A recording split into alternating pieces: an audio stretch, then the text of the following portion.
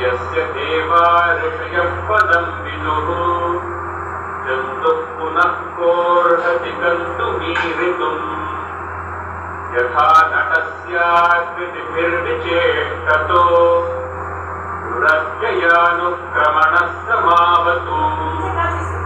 दिदृक्षवो यस्य पदं सुमङ्गलम्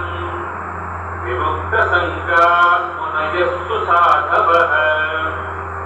चरन्त्यलोकप्रथमप्रणम्पते भूतात्मभूताः सुहृदः समे गतिः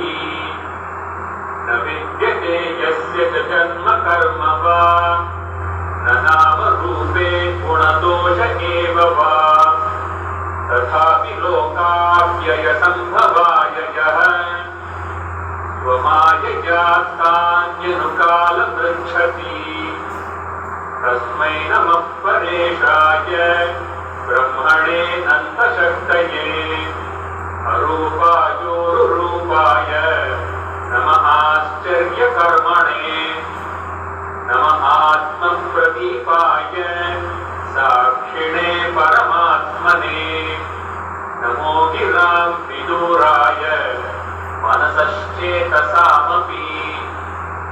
तत्त्वेन प्रतिलभ्याय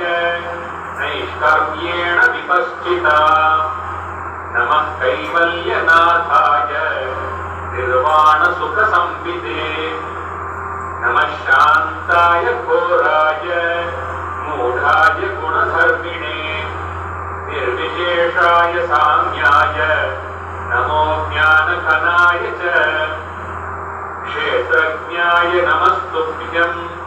सर्वाध्यक्षाय साक्षिणे पुरुषायात्ममूलाय मूलप्रकृतये नमः सर्वेन्द्रियगुणद्रष्ट्रे सर्वप्रत्ययहेतवे असताच्छाय योगाय सदाभासाय ते नमः नमो नमस्तेऽखिलकारणाय निष्कारणायाद्भुतकारणाय सर्वागमाम्नाय महार्णवाय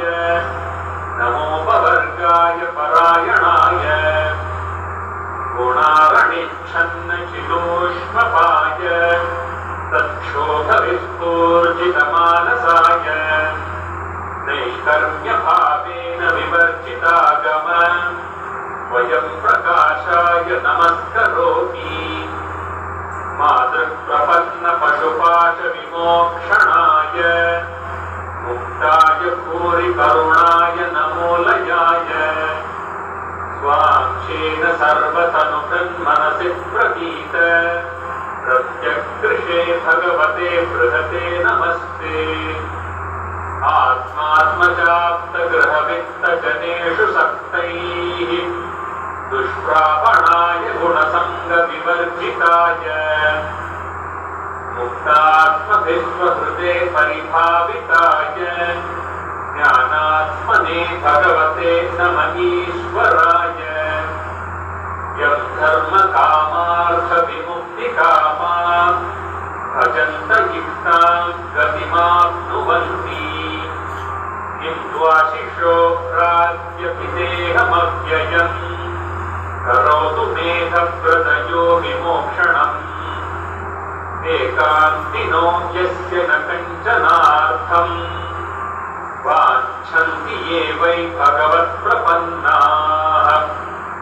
अत्यद्भुतं तच्चरितं सुमङ्गलम् गायन्त आनन्दसमुद्रमग्नाः तमक्षरं ब्रह्म परं परेशम् अव्यक्तमाध्यात्मिकयोगगम्यम् अतीन्द्रियं सूक्ष्ममिवातिदूरम् अनन्तमाद्यं परिपूर्णमीडे यस्य ब्रह्मादयो देवा वेदालोकाश्चराचराः नामरूपविभेदेन अल्प्या च कलया कृताः यथार्चिषोऽग्ने सवितुर्गभस्तयो निर्यान्ति संयान्त्य सकृत्स्वरोचिषः तथा यतो सोऽयं गुणसम्प्रभावो बुद्धिर्मनःखानि शरीरसर्गाः स वै न देवासुरमर्त्यतिर्यं न स्त्री न षण्ढो न पुमान् न जन्तुः